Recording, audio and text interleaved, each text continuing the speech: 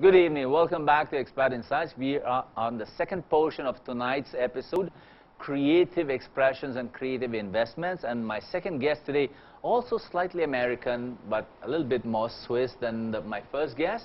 His name is Nicolas Egger. Seems like I have very unique names tonight. I have Mr. Buzz Walker teach, and I have Nicolas Egger. So Nicolas Egger is pretty new to this country, and he's going to tell us about how to invest creatively. Whatever we have left in this world, how do we invest it creatively? Mr. Nicolas Egger, welcome to Expat Insights. Thank you. Pleasure to be here.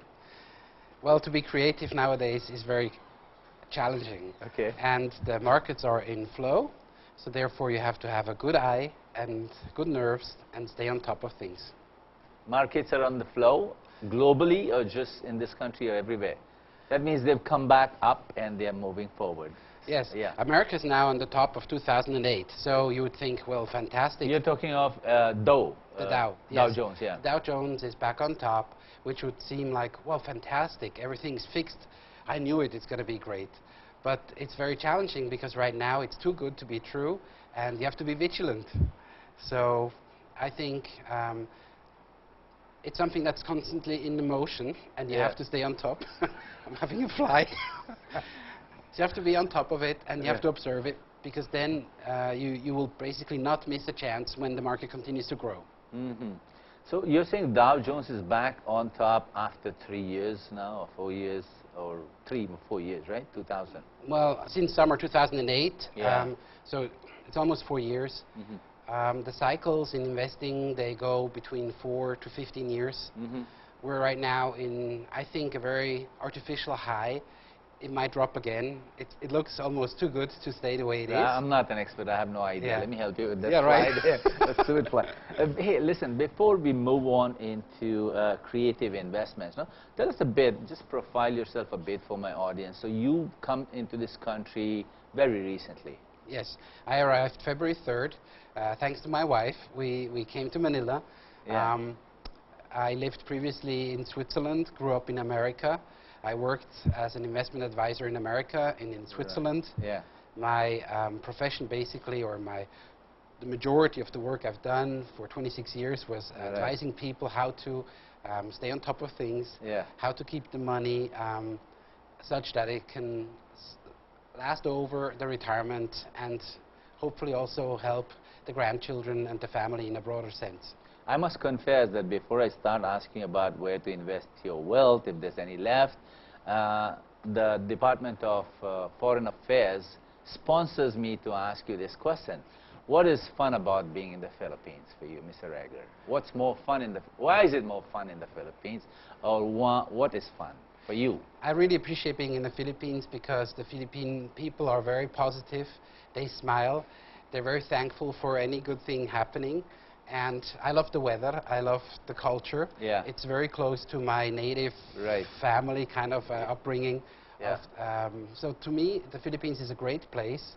It is a pity the Philippines is not more active internationally with marketing their beaches, their culture. This country. We are going to get there. We are going to get there. We are doing it right this time. You will help. Okay. So so people are more fun in the Philippines for you. People are the draw.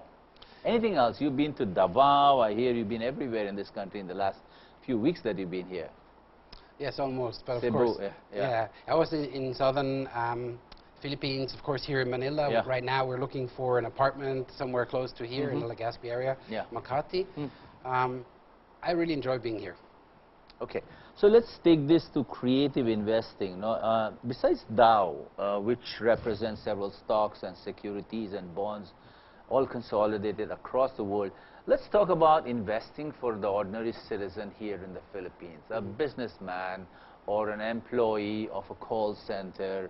How does he build up his wealth or build up his estate? And then, first, how does he build it up? What are your recommendations, you being the expert in this area? How does one make money or save money or build money? Grow it on trees, if you wish. Yeah. Let me go one step back and explain how we do it in Switzerland. Yep. That's the secret I want to know. Yes, how exactly. do you do it in this? How do you do it in Switzerland? Yeah. The approach in Switzerland is basically you look at every single individual who wants to invest money. You listen to their story, you listen to their plan. And then you basically, like a tailor, you make an investment that suits this person, the family, and the situation the person's in. A very dominant philosophy that we apply is the life cycle. I mentioned to you the life cycle. When a bank meets or an investor meets an advisor, there is always a time that has passed and the future ahead. So the life cycle philosophy and concept basically takes into account that when you're a student, you don't really have much money, you finish school, you start your first job. You start spending the money you make, yeah? Not yet, but you also save a lot, you know, but then you buy a car, so there's a dip. Then you get married, there's another dip, because then you save again for a house, you build your personal environment in such a way that you feel comfortable and are ready for the future. That doesn't really necessitate... Wait, I'd like to repeat that life cycle. So life cycle is from the age of 0 to say 21, schooling. These are the stages. Let me, okay, so basically, ahead, you look, a bank or any investor has a life, right, and a certain age. And luckily, we don't know for how long we have to plan. So we basically try to plan long term. Luckily or unluckily, we don't know. I think it's good that phase. I don't know when I'm going to die. No, that's the good part, right? So therefore, we plan for a long life, a healthy life, a sound life, and also a sound investment. So the first time a person becomes interesting for a bank is when the first job occurs and you start saving. Right. Then the next phase where there's an accumulation of wealth again is when you're 45 to 50 in that age, because you usually have already married, you have a house, and you have your first or second car already. So hopefully, therefore, so therefore, on average, people have then time to accumulate the largest amount of money. Right. And this amount then has to be kind of like invested in a way that it lasts long term, meaning for retirement and beyond. So let's say the traditional model where somebody that's employed works till 65 or 60 whatever, the money then of course has to last a lot longer. So in these crucial 10 years from 45, let's say 20 years, 45 to 65, the money has to be invested in a way that it will outlive the life of the investor. So for example, here in the Philippines, where the currency is peso, and a lot of people are employed, and many of them are small business owners. There are no huge business owners, and there are of course CEOs and senior executives who make a sizable amount of money. Let's assume individual, a father of a family of 4 or 5 here, makes 100,000 pesos a month, which is a sizable amount. Yes. A family of 5, and he's about the age of 40, and he makes that much. He's probably saved some. How does he build and save? Go look at those numbers and give me an idea. Okay. So the first thing, if somebody has this kind of money, and at that life, you want to get a life insurance. And the life insurance then basically something inexpensive to buy. It's a young life, and it is something that will pay out for a long time. So that's the first investment. And then the next one is with stocks and bonds. Right. And that's what I wanted to allude to. It's like a tailor. Depending on the life and the phase and the outlook of the person, you then introduce more and more investment opportunities. But always the first one is like a pillar, I would say a life insurance in that case, so that they can always fall back on this solid piece of investment. For example, if someone's making 100,000 pesos a month here, a Filipino executive, or a Filipino manager, for example, how much life insurance should he buy, and what's the right time for him to buy it? Should he buy it at the age of 30 or at the age of 55? What's the right time for him to do? Life insurance I would buy early. Okay, because life insurance is cheaper the younger you are. But supposing he wasn't able to, or go ahead. Then it's never too late, right? It's then never you too buy late. when as soon Might as as you well can. hurry up. So you take that first before you have, you always have to go to the doctor. There's always an assessment. So the younger you are, the easier and cheaper it is to buy life insurance. So let's say, there's again no perfect remedy, but usually they say 1/3 should be for living, 1/3 should be for saving. Okay. And so, you break it up. How much? So 30,000 pesos should be invested into putting it aside. Yeah, so if he makes 100,000, 33,000 should be put aside for life insurance, for stocks, bonds, yeah, and then as his income grows, then he can accordingly increase the investments, right? So how about the real estate? Real estate, of course. Listen, you were talking about the peso, and we're talking about the markets. The U.S. dollar has become, you know, a lot weaker. And shamefully. Shamefully. And unfortunately, that's just the case. Nobody, you know, it's a logical consequence from what happened. Right. So an investor here has had a lot of belief in a strong currency, and they invested in dollars. Right now, if they invest in dollars and the dollar continues to depreciate, the people lose money. Right. So my first advice is, you know, invest the money where you live. And once you have taken care of a life insurance and you have a couple of investments, be it for a house, then you can start to diversify and go internationally. But that also means that you already have a certain amount of money.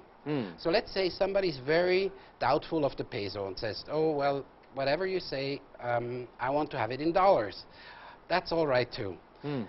Because nowadays you can also kind of buy an insurance on the future what should I say, course of the, of the future devaluation possibly, or so let's say then you buy an option and you create like an insurance that your value stays the same. But that's costly and nobody really knows the future. Therefore, it's not an innovative way.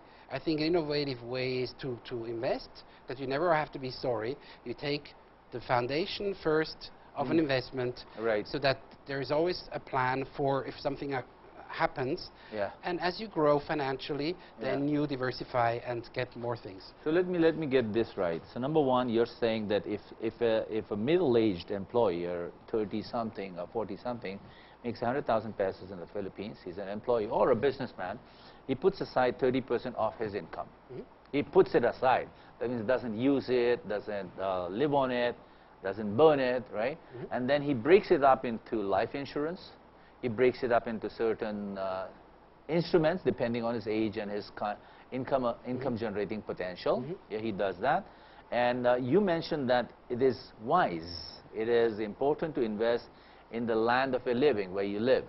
Reason being that perhaps the economy, the purchase power parity of that country, or your future is in that country. Is that the wisdom behind it? Absolutely, that's correct. Because you see, you can only use the money if you have your hands on. If you have so much money that you can, like a squirrel, put it all over the world and bring some to Switzerland, we'll always be happy there.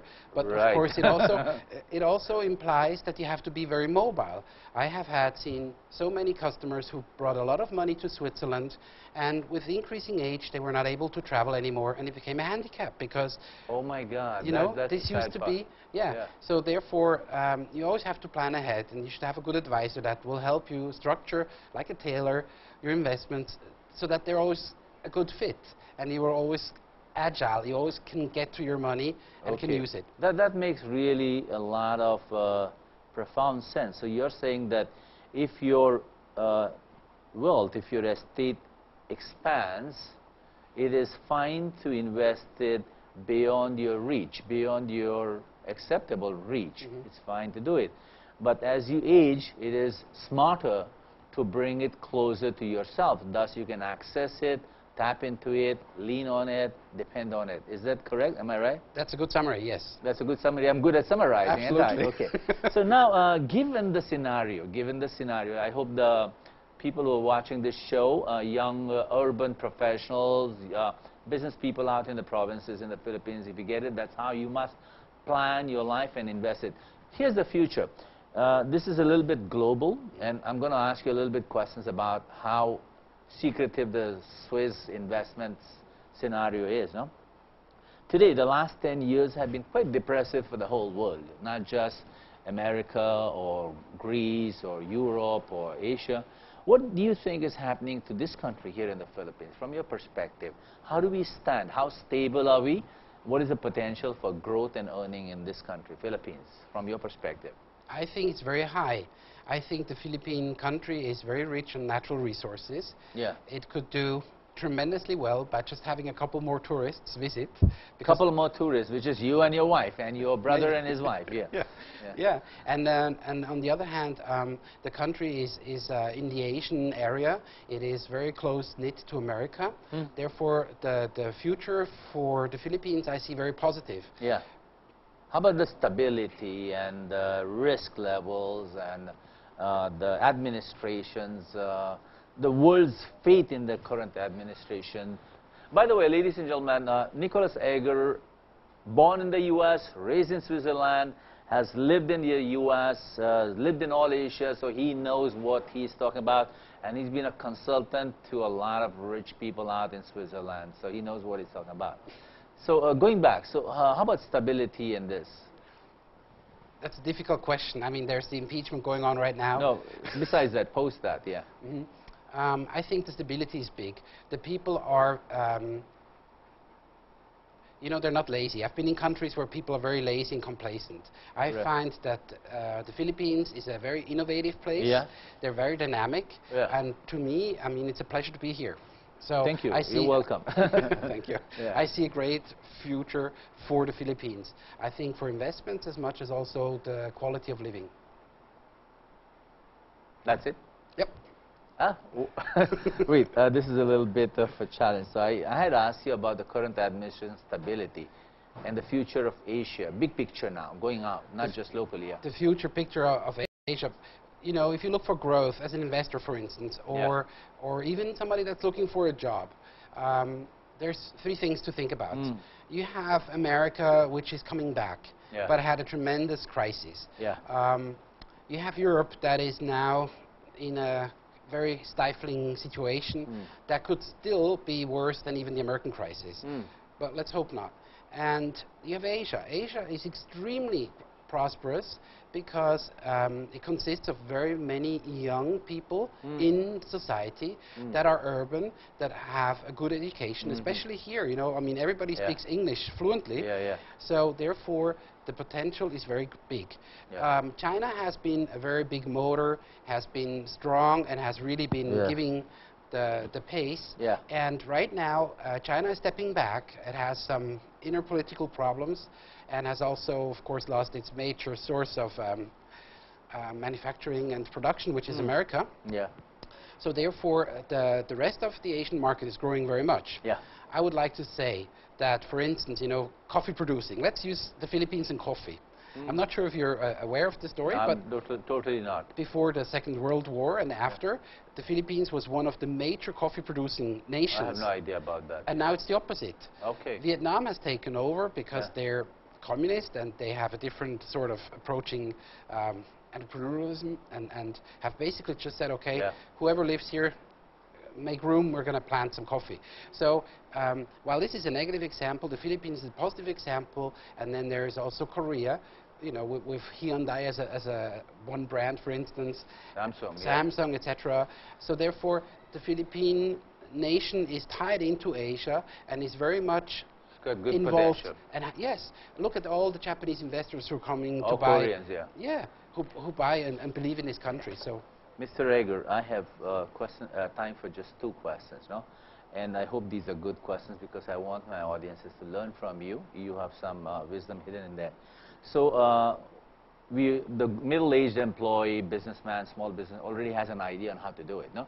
Now here's my question, post the last 10 years of depression, currently, and you said Dow Jones is kind of on the flow, and hopefully things are becoming rosier, if not as rosy as before. People who might have lost their shirt in the 2008 recession as such, or in the US, and of course it also affected globally. What are the two things they can do to recover? Were you affected or not? I don't know. Everybody's been affected. Okay, so how do you plan to recover? I think that my advice in 2 minutes or whatever is stay vigilant. You always have to change and adapt your investments. If you have lost money, then right now is the best time to revise your investment allocation and strategy, and be ready that there's a little bit of a dip coming still, but there will be growth. And if you completely set back and just wait for a recovery, you're too late. You will never make it up. So don't let fear take hold of you. That's correct.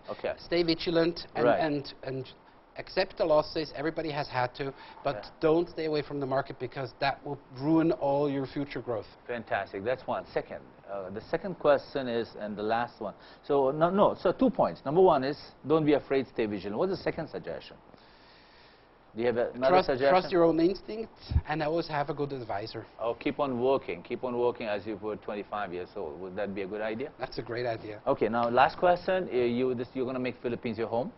I would like to, yes. Yeah, and you love the place and you love your wife. And what do you plan to do down the line? You're working with the BPO industry now. He's working with Aegis, by the way, and he just got himself hired there. What are your future plans should you make this home? How do you want to build a I want to transition to the south, where I really like to live. Yeah. I will have my own business again. And right now, it's basically just the time to sit out the international crisis and use the chances and possibilities that the Philippines are offering. Right. That's your strategy, to sit it out and build a business in the south of Philippines, which is either Cebu, I like very much, or northern Mindanao, Cagayan de Oro. What kind of business would you build? I understand you're also going to do some consulting work in terms of investment. Is that correct? Are you planning that? Yes, I'll do consulting. I will write some speeches and hold presentations and give speeches. And of course, I think I will, as soon as the time is right, go back into an investment advisor function to help people really who have weathered all this storm to rebuild the future. All right, Mr. Nicolas Egger, it's been a pleasure having you on the show. If you have any final words for your friends, your family across the world, or your new colleagues in Aegis, this is your moment to say bye-bye in whatever language you know. He knows 5 languages, by the way, so whatever language you want to do. Well, in that case, I say goodbye in a couple of languages. Okay. Thank you very much for having me. Auf Wiedersehen. Au revoir. And in Italian, ci vediamo. Thank you very much. Muchas gracias and mabuhay and salamat. And thank you for being on Expat Insights. Hope you have a happy and a fulfilling life in this country. Thank you very much. All right. So thank you very much for watching Expats. I hope you enjoyed tonight's show on creative expressions and creative investments with our guests, Buzz Walker Teach and Mr. Nicolas Egger. I'll see you next week. And our guest is a Belgian person who's teaching entrepreneurship down in the south. His name is Raf Lumen. I have no idea how to pronounce that. So see you. Until then, good night and mabuhay. I'm your host, Raju Mandhyan. This is Expat Insights.